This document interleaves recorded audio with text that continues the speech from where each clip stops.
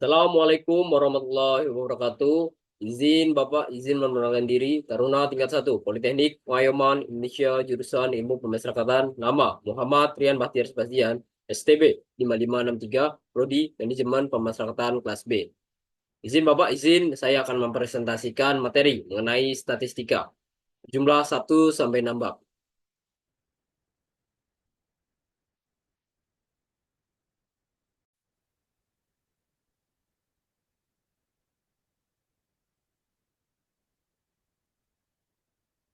Ya, berikut merupakan presentasi yang akan saya sampaikan. Terdiri dari 6 bab dan juga contoh soal.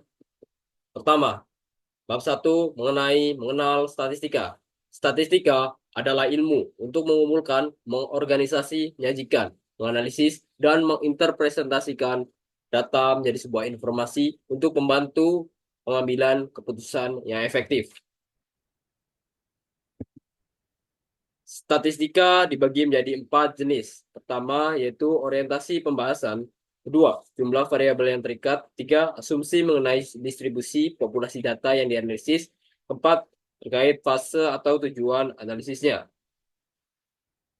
Dari ini bisa disimpulkan bahwa orientasi pembahasan yaitu dibagi menjadi dua, yaitu statistika matematis dan juga statistika terapan.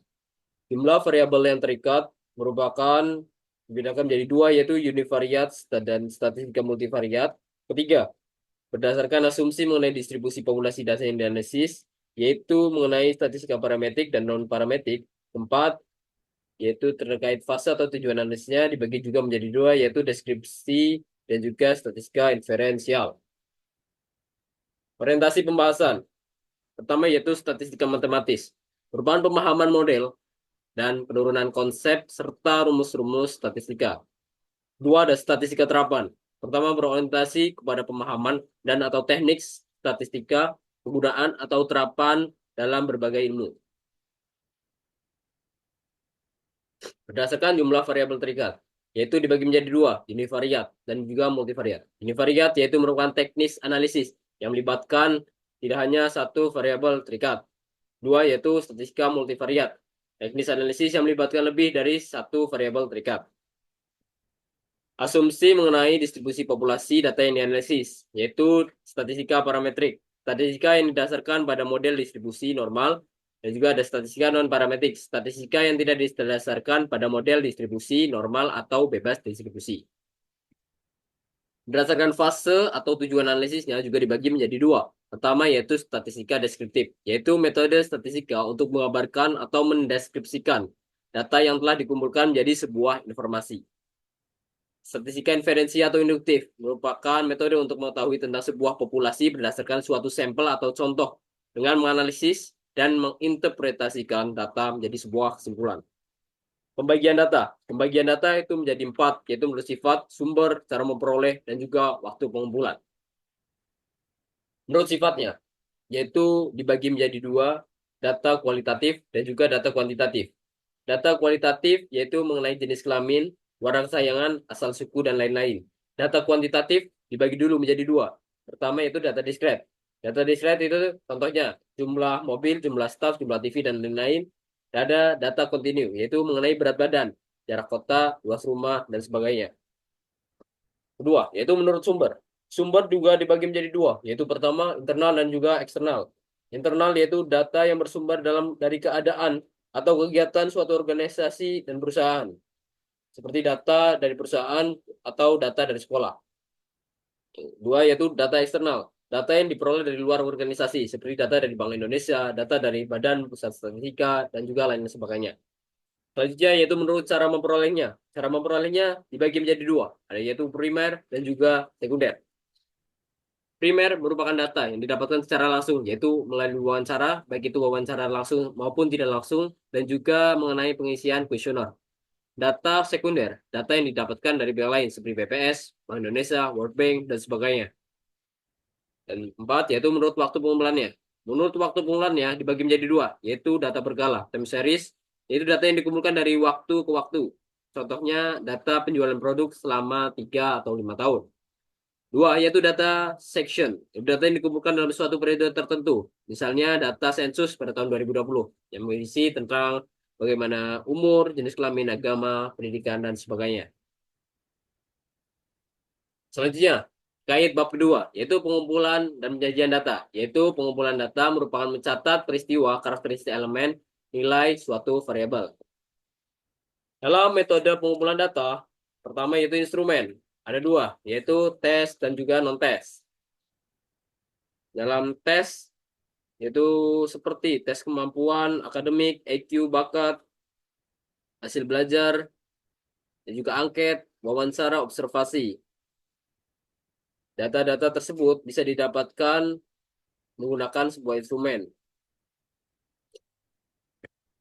Berdasarkan cara pengambilannya. Cara pengambilannya yaitu ada dua, yaitu sensus, yaitu cara pengumpulan data apabila seluruh elemen populasi telah diselidiki satu persatu. Dua, ada sampling. Sampling yaitu cara pengumpulan data yang diselidiki adalah elemen sampel dari suatu populasi. Jadi sampling ini dibagi menjadi dua, yaitu random dan cara tidak acak. Cara tidak acak yaitu populasi seluruh data yang diperhatikan seperti data mahasiswa IPB. Sampling frame yaitu data elemen populasi berasal dari unit yang kita pilih. Misalnya mahasiswa IPB Fakultas FEM yang berjumlah 300 orang, lebih spesifik lagi. Maupun sampel, bagian populasi yang telah kita ketahui sampling frame-nya. Yaitu misalnya mahasiswa FEM jurusan manajemen yang berjumlah 30 orang.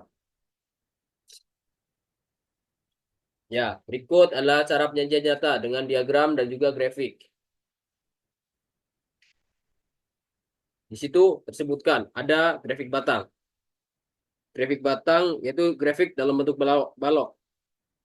Sering disebut juga dengan histogram atau namanya dengan sumbu horizontal dan juga sumbu vertikal. Berikut adalah diagram batang atau grafik batang. Yang kedua, ada grafik garis atau poligon. Merupakan grafik yang diperoleh dari titik pada bilangan yang dihubungkan. Misalnya dari sumbu X ke sumbu Y. Berikut ini grafik garis atau poligon. Yang ketiga, ada grafik yang berupa lingkaran ini. Data ini merupakan grafik lingkaran. Grafik lingkaran merupakan grafik yang dibagi menjadi bagian-bagian menggunakan busur derajat, yaitu bagian yang dinyatakan dalam persen. Berikut ini katanya, contohnya. Misalnya ada contoh, mungkin data pelanggar lalu lintas dibagi menjadi berapa persen? 50, 17%, maupun 25%. Seperti itu. Lanjut pada bab 3, yaitu ukuran pemusatan data. Ukuran pemusatan data bisa dijawab pada data berikut, yaitu apa, statistika, skala nominal, dan sebagainya. Kita masuk dalam pokok bahasan bab 3. Di dalam bab 3 itu ada 3, yaitu mean, median, dan modus dalam pembahasannya.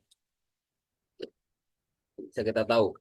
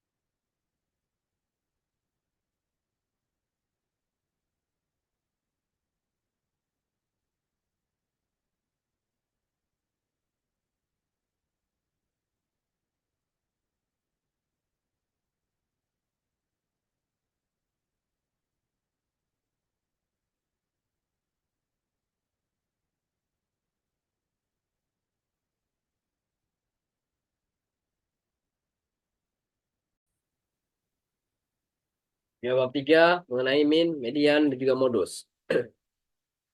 Mean merupakan rata-rata dari sebuah penghitungan. Rin sering kita jumpai, yaitu contohnya dalam sebuah pengumpulan data, yaitu hasil nilai UAN dan juga sebagainya. Dan juga median. Median merupakan nilai pusat yang terletak di tengah-tengah sebuah kumpulan data. Modus yaitu nilai yang paling banyak muncul dalam sebuah bilangan.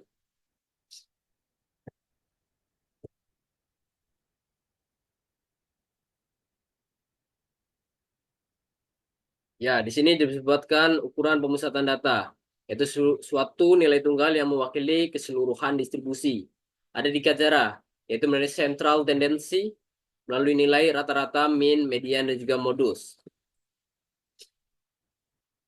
Berikut merupakan contoh rumus min aggregate data. Di sini ada sigma X, sebuah rata-rata. Sigma jumlah keseluruhan nilai populasi per dibagi sebuah N, sebuah data dalam sebuah populasi.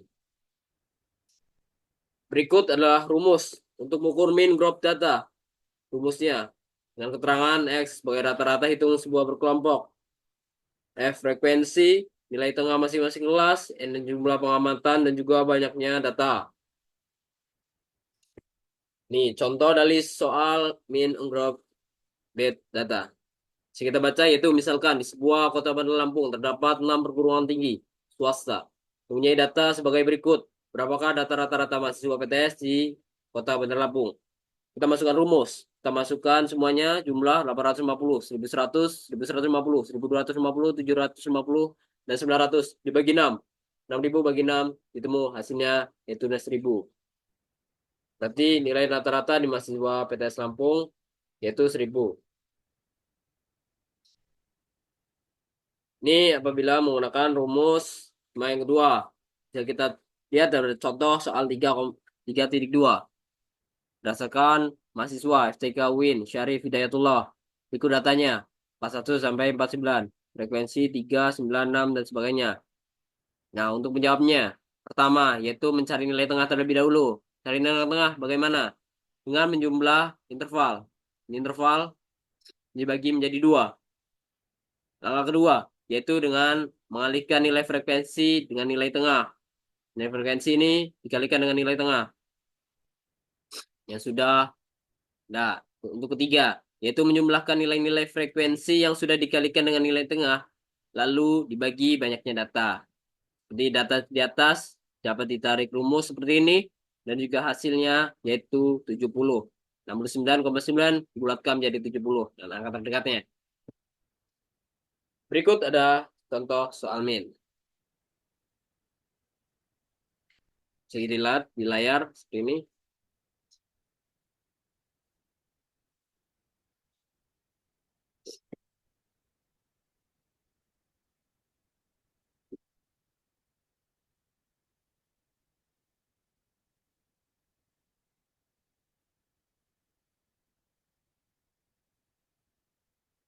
Selanjutnya, median robot data.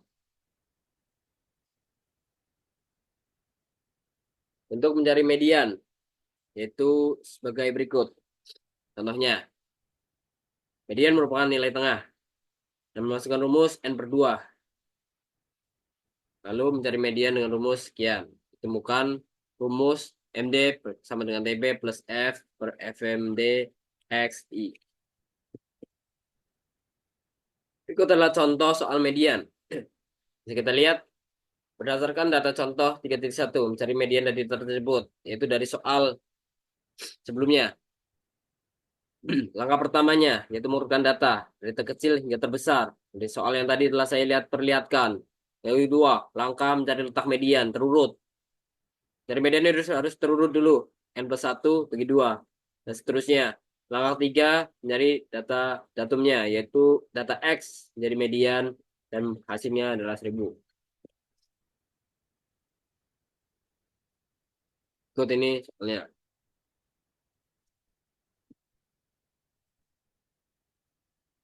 Ya, selanjutnya mencari nilai modus. Nilai yang sering muncul. Berikut adalah rumusnya. MO sama dengan TB plus D1 per D1 plus D2 X1. Dengan keterangan sebagai berikut. TB batas atas sebagai modus yaitu TB. D1. Selisih frekuensi kelas modus. Kelas sebelumnya D2. Selisih frekuensi kelas modus dengan frekuensi kelas sudahnya. Dan juga I yaitu interval. Jadi merupakan contoh soal modus. Bisa dibaca rekan-rekan seperti ini. Berikut datanya. Berikut rumusnya. Dimasukkan. Menunjukkan nilai 64,72. Ya, kita masuk ke lembar 4, yaitu terkait ukuran dan letak data. Pokok bahasannya ada kuartil, desil, persentil.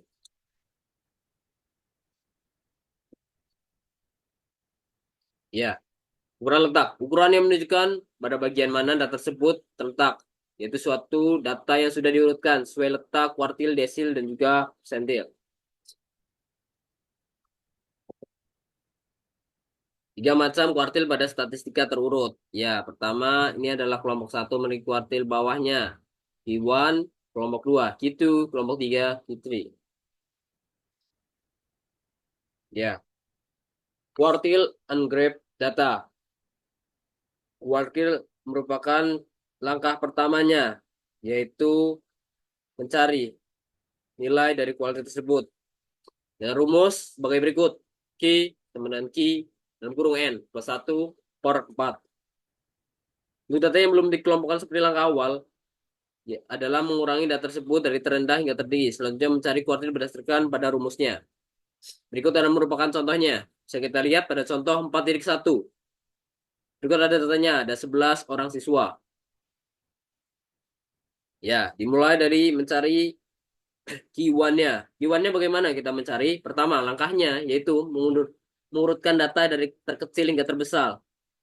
Kita lihat datanya dari 70, 62, 46, 53, dan sebagainya. Diurutkan dulu. Mana data yang paling kecil hingga terbesar. Kedua, langkahnya itu mencari kuartil. Rumus kuartil kita masukkan, yaitu Q plus N 1 per 4. Bisa mendapatkan data sebagai berikut. Ketiga, yaitu letak kuartil untuk Q1. Bisa kita dapatkan, yaitu 48. Seharusnya, selanjutnya mencari nilai Q2 dengan sama seperti mencari nilai Q1. Dapatkan hasil, yaitu 53. Nah, untuk ini merupakan contoh soal selanjutnya. Bisa teman-teman perhatikan dan juga kerjakan. Berikut adalah rumus kuartil group data.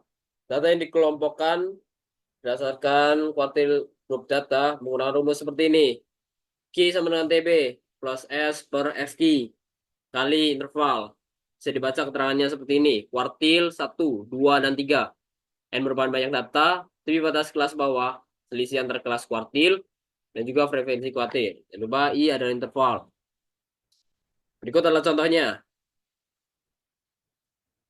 Angkanya pertama, data dari data mahasiswa di IAI Al-Azhar, Lubuk Linggau jurusan PAI. Berikut ada data intervalnya. Bisa kita lihat 20 sekian frekuensi ini frekuensi kumulatif seperti ini. Jawabannya bagaimana kita menjawab? Pertama, langkahnya yaitu mencari letak kuartil dengan rumus Q sama dengan Q persen plus Q T sama dengan 60 per 4 sama dengan dibagi hasilnya ada 15. Mencari Q2. Ini hasil 30, Q3 45. Nah, untuk mencari data seperti ini, habis itu tinggal diurutkan. Kuartil 1 yaitu 44, kuartil 2 yaitu 57,9, kuartil 3 yaitu 66,2. Silakan dibaca seperti ini. Dan juga desil. Desil itu merupakan data yang jadi 4 kelompok dari data seperti ini. Silakan dibaca untuk D1, D2, D3, D4, D5, D9, D3X. Berikut merupakan contohnya, yaitu desil ungroup data. Rumusnya yaitu D sama dengan D dalam kurung N per 1 dibagi 10. Berikut adalah contoh soalnya. Contoh soal 4.4. Dari data nilai ujian pendidikan dari 13 orang mahasiswa Sekolah Tinggi Ilmu Tarbiyah. Datanya sebagai berikut ini. Kita masukkan rumus D1. D dalam kurung N plus 1 per 10. Itu dimasukkan datanya seperti ini 1 dalam kurung 13 plus 1. Maka ditemukan hasil 1 per 4, 10. Kuartil dualnya. Bisa kita cari, masukkan rumus seperti ini. Ditemukan 2, 8 per 10. Kuartil 3 ditemukan 12, 6 per 10. Data tersebut itu masih ganjil dan belum dikelompokkan. Nah, bagaimana caranya itu kita kelompokkan dulu. Diurutkan dari data terendah hingga tertinggi.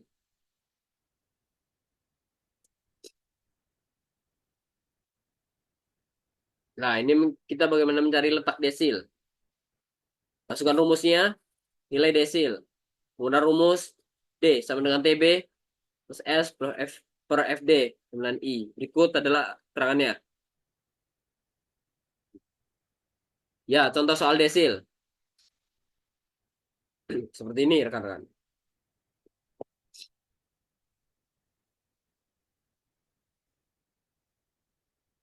Ya, terakhir adalah persentil. Persentil, pengertian dari median yang dapat digunakan untuk memahami pengertian yang terdapat pada persentil. Ini distribusi menjadi 100. Rumusnya yaitu letak persentil yaitu P sama dengan P dalam kurung N plus 1. 100, 100. Ini berikut contoh soalnya untuk contoh soal persentil.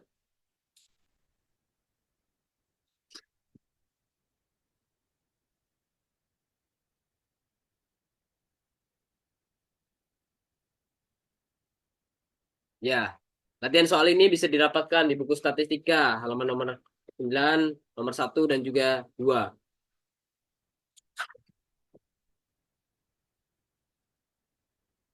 Ya, kita lanjut dari bab 5. Terkait ukuran penyebaran data. Dalam ukuran penyebaran data ada 3 pokok bahasan. Pertama, jangkauan, simpangan rata-rata, dan juga simpangan baku. Jangkauan. Jangkauan atau rentangan nilai yaitu selisih antara data terbesar dan juga data terkecil. Jarak atau range yaitu nilai terbesar dikurangi nilai terkecil. Ya, rata-rata deviasi atau mean deviation. Nilai ini dihitung dari mutlak deviasi antara nilai data pengamatan dengan nilai rataan yang dihitung. Dengan rumus sebagai berikut. Ungroup data dan juga group data. Ungroup data dengan rumus MD sigma dalam kurung X min X per N. Ya, untuk group data berikut datanya. Dengan keterangan rata-rata hitung F ada frekuensi, X merupakan data ungroup. Dan juga N merupakan jumlah pengamatan dan juga banyaknya data. Berikut adalah contoh soal dari rata-rata deviasi atau mean deviation. Ada contoh soal 5.1. Bisa kita baca yaitu 2 orang lulusan program magister dan sebagainya memiliki data seperti ini. Syarudin datanya seperti ini. Data tersebut bisa kita cari nilai rata-rata deviasinya. Untuk itu kita masukkan dulu rumusnya. MD sigma dalam kurung X per S1 min per in. Ya, untuk langkah awal jumlah dulu.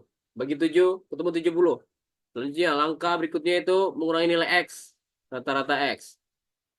Dan langkah terakhir yaitu membagi dengan hasilnya. Hasil di situ.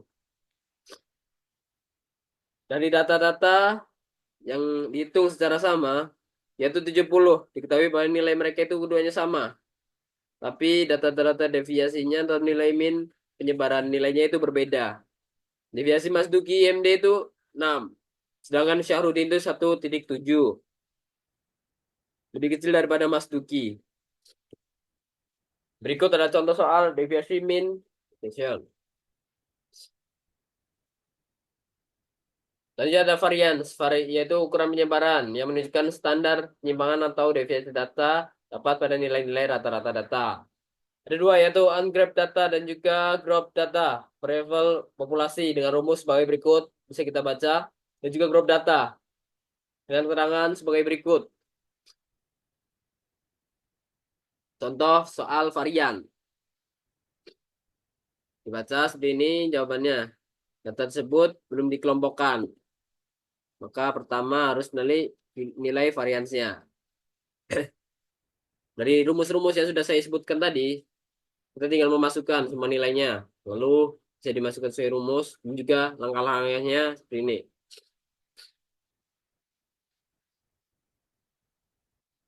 Standar deviasi atau simpangan baku. Ukuran penyebaran yang menunjukkan standar penyebaran atau deviasi data, nilai-nilai data. Rumusnya S guru S kuadrat. Ya, ini contoh soalnya. Nah, untuk latihan soalnya bisa dilihat statistika halaman 88, nomor 1 dan juga 2. Selanjutnya, kita masuk dalam populasi. dan sampling, yaitu bab 6.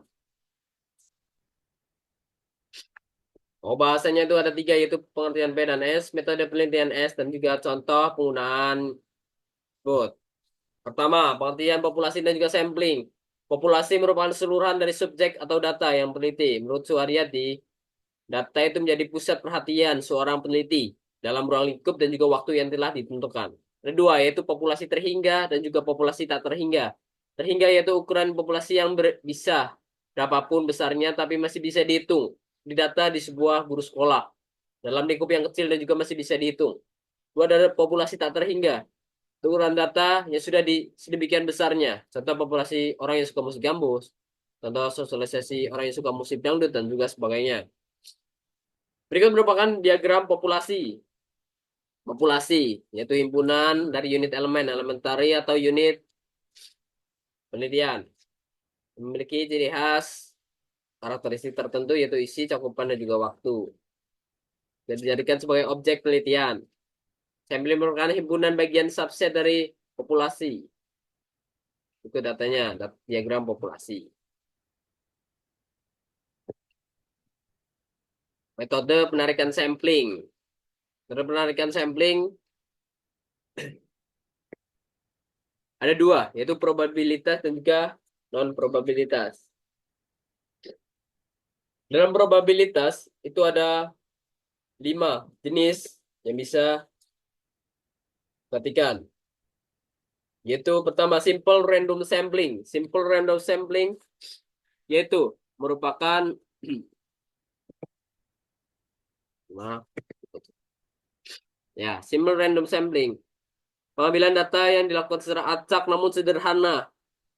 Yaitu cara ini kesempatan untuk setiap anggota populasi untuk menjadi sebuah sampel penelitian. Biasanya menggunakan cara seperti undian. Kedua, yaitu sampling acak atau systematic random sampling. Sampling acak sistematis, yaitu menentukan satu titik awal. Sampling sistematis adalah implementasi yang diperluas dari sampling probabilitas, di mana yang sama pada setiap anggotanya dipilih melalui periode yang reguler dalam membentuk sebuah sampel. Ada 2, yaitu sampling sistematis dan juga keuntungannya ya. Untuk saya jelaskan pertama, yaitu ketika dilakukan dengan benar, metode akan mendekati hasil sampling acak yang sederhana. Sampling sistematis lebih biaya dan juga waktu efisiensi yang baik. Memiliki cocok untuk pengumpulan data pada kasus-kasus penyebaran geografis yang tidak perlu contoh muka. Kekurangannya yaitu sampling sistematis hanya dapat diterapkan jika daftar populasi lengkap tersedia. Jika ada pola periodik dalam set sampling bias. Dan juga jika peserta ujian menimbulkan interval sampling, biasanya populasi akan berbeda dengan peserta penelitian. Selanjutnya, yaitu sampling acak berstrata, yaitu stratified random sampling. Sistem sampling dengan yaitu suatu populasi yang dibagi menjadi subkelompok yang disebut dengan strata. Nah, selanjutnya ada cluster random sampling, yaitu sampling secara berkelompok. Dan ada multi pengambilan sampling secara bertingkat, itu multi stage sampling. Untuk non probabilitas juga ada 5, yaitu purpose sampling, yaitu penarikan sampling dengan pertimbangan tertentu. Ada 2 juga dibagi, yaitu convention sampling, yaitu penarikan sesuai dengan keinginan peneliti. Juga ada adjustment sampling, penarikan berdasarkan karakteristik anggota dan juga sampling. Ada snowball sampling, pengambilan data berdasarkan wawancara dengan korespondensi. Detail sampling, yaitu penentuan sampling tanpa sengaja. Selanjutnya ada kuota sampling. Teknik ini merupakan teknik yang sering digunakan, yaitu kuota sampling, accidental sampling, teknik samping jenuh. Ya, berikut merupakan tujuan pengambilan sampling, langkah-langkah pengambilan sampling. Pertama, populasi terlalu banyak, jangan terlalu luas, asumsi bahwa populasi sana. Langkah-langkahnya pertama, mendefinisikan populasi yang akan diamati, tentukan kerangka untuk sampling, tentukan teknik metode, melakukan pengambilan sampling, dan melakukan pemeriksaan ulang. Ya, berikut merupakan kuisnya. Ini merupakan kuis bab 3. Bisa dilihat. Ini merupakan kuis bab 4. Nanti bisa kalian baca dan juga dipelajari dari video yang telah saya ini. Ya, sekian pemaparan presentasi mengenai statistika bab 1 hingga bab 6 dari saya. Mohon maaf apabila ada kekurangan. Mohon izin Bapak, izin arahan bimbingannya. Sekian dari saya. Billahi taufiq wal hidayah. Wassalamualaikum warahmatullahi wabarakatuh.